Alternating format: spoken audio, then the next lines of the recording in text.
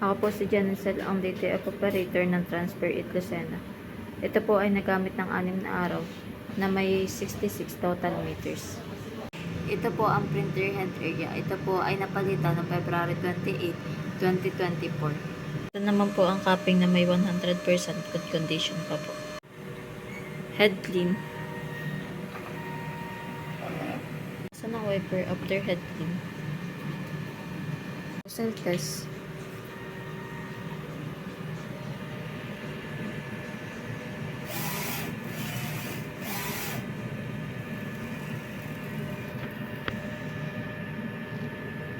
Ang tank naman ay tama lang ang level. Ang waste tank ay nalinis kanina. ABR at ground wire. Dito naman po nakalagay yung unused ink at saka powder.